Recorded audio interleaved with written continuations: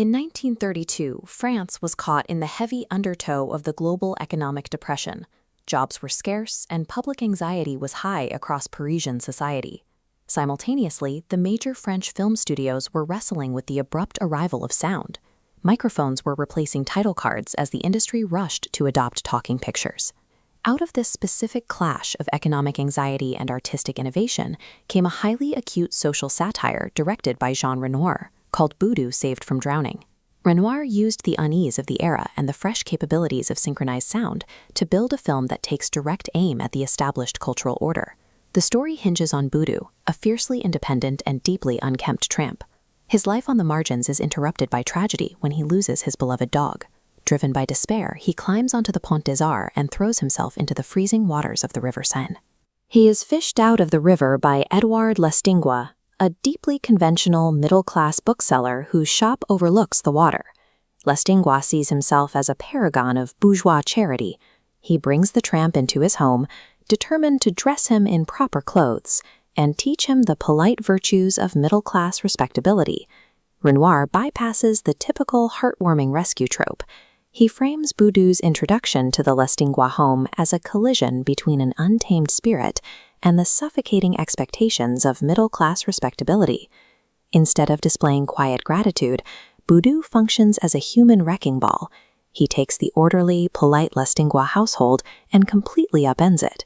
He spits on the bookseller's priceless first editions, openly insults his benefactors, and refuses to use utensils at the dinner table. He then goes a step further, effortlessly seducing both the mistress of the house and the family maid, violating every moral code his hosts hold dear. Renoir leverages his absurd actions to systematically dismantle the polite facade of 1930s society and expose its intellectual hypocrisy.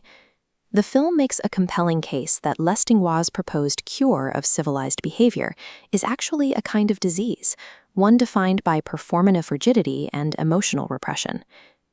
The chaos Boudu causes inside the narrative perfectly mirrors the rebellion director Jean Renoir was staging behind the camera.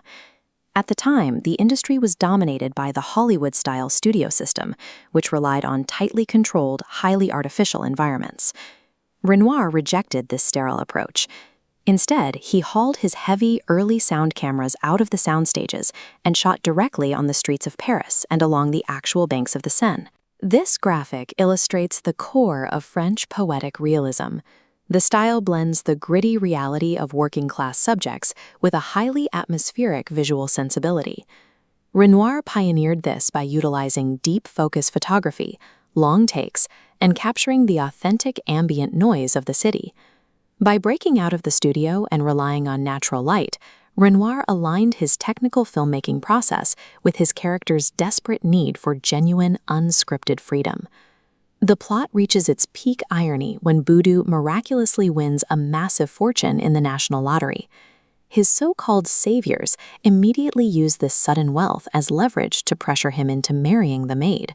He is shaved, dressed in a tuxedo, and seemingly secured in the chains of bourgeois domesticity. This all culminates during a chaotic boating outing on the river to celebrate the wedding, which ends with the rowboat overturning and dumping the entire party into the water. The very wealth and social standing that were supposed to make him safe are exactly what force him back into the peril of the current. While his new family panics in the water, Boudu remains calm. He turns his back and lets the current pull him downstream. He eventually washes ashore, strips off his ruined wedding tuxedo, swaps it for the rags off a nearby scarecrow, and walks away to resume his life of penniless liberty.